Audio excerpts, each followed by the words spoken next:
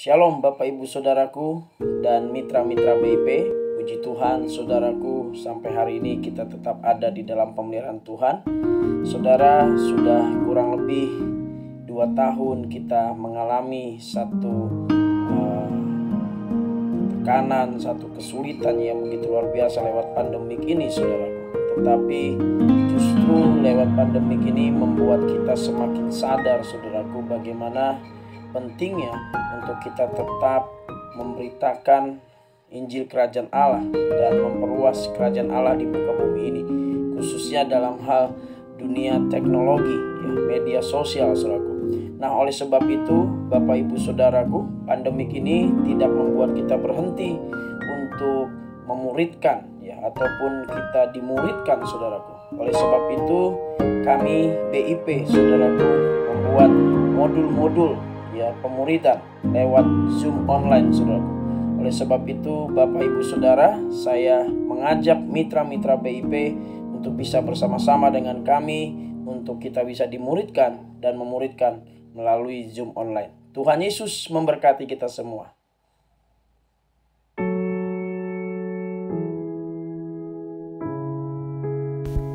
Kingdom Discipleship Series. Pandemi ini mencelikan mata banyak pemimpin, termasuk pemimpin gereja. Mereka punya banyak cerita yang sama dengan para mitra kami, yaitu bagaimana pentingnya melakukan pemuridan dengan cara online. Kami berkati Insan Persada menyiapkan modul bagaimana kita menjadi murid Kristus dan memuridkan melalui Zoom online.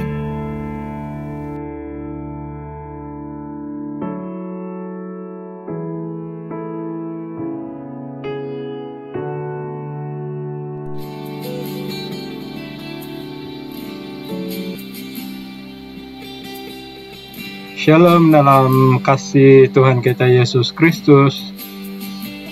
Saya ucapkan terima kasih karena kesempatan ini yang diberikan kepada saya untuk bersaksi dalam kumpulan Kingdom Breakthrough. Ya, di mana dalam pembelajaran tersebut saya sungguh diberkati dari bab yang pertama sampai bab yang ke-9.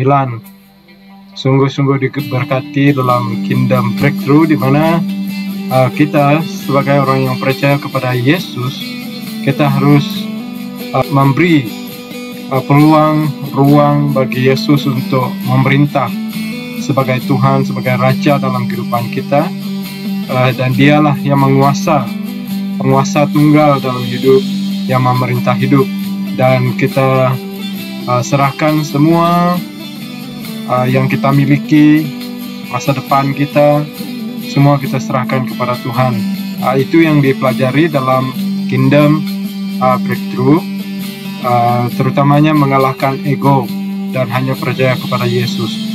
Dan yang kedua, untuk kita dapat menang mengatasi ego kita adalah kompak, yaitu teman kita, di mana kita mengungsikan segala kelemahan, kekurangan kita kepada kompak kita, teman kita.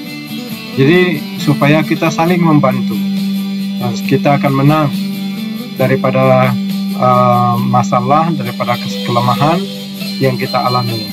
Jadi terima kasih saya ucapkan kepada Pak Ferdinand, Pak Raya, dan juga Pak Budi yang telah mengajar dalam Kingdom Breakthrough, dan saya juga ucapkan untuk tim Kingdom Breakthrough, Pak Wawan, dan juga Pak Jo, dan juga Saudara Paulus, dan yang lain-lain. Dan saya ucapkan terima kasih, kiranya Tuhan memberkati, dan saya akan membawa pembelajaran ini kepada jemaat saya pada suatu hari kelak, supaya mereka juga diberkati lewat Kingdom Breakthrough. Terima kasih, Tuhan memberkati. Di dalam Yesus Kristus, saya bersyukur sampai hari ini Tuhan sudah memberkati hidup saya. Dan terutama saya bersyukur karena saya bisa mengikuti pemuridan yang dilakukan oleh BIP, baik modul pertama maupun modul kedua tentang Kingdom Karakter yang terakhir.